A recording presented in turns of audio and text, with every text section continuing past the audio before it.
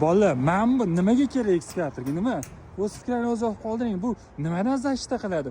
E'tiborimizda 10 million 215 ZE 215G.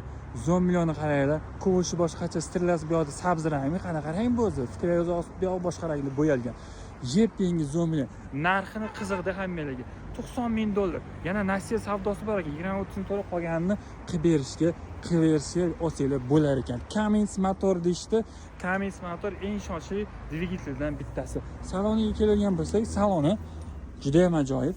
Sidenasi bor. Bularning hammasi sidena bo'ladi. Istadigan va zavod qilgan joyi mana bu knopkada. Nimani eslatyapti? Fikrlaringizni yozib qoldiringlar. Isitish, sovutish, quyon joystiklari va tepada albatta lyuki bo'ladi.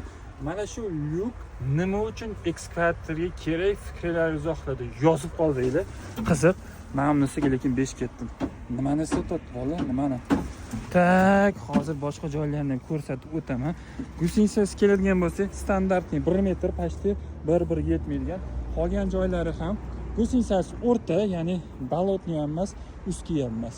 Ko'shi 1.2 ekan, nargilari 1.8 kattarog'i, bu yog'ida Z335 va 360 ga ketaverar ekan. Narxi ozgina balandroq, lekin ular ham shu tariqa narxi ketaverar ekan. Qanaqa fikrdasizlar? O'z fikringizni yozib qoldiringlar. O'zbekistonda krani juda ham mashhur. Bu ekskavator sotayotganlar albatta fikrlaringizni yozib qoldiringlar. Narxi $90,000. Pastda nomer qoldiraman, sizlarga telefon qilsanglar, hamma narsani sizlarga ipidan ingenasigacha tushuntirib beradi. Даже mehmon ham qivorishadi, kelsanglar. Salomat bo'linglar, o'zingizlarni ehtiyot qilinglar.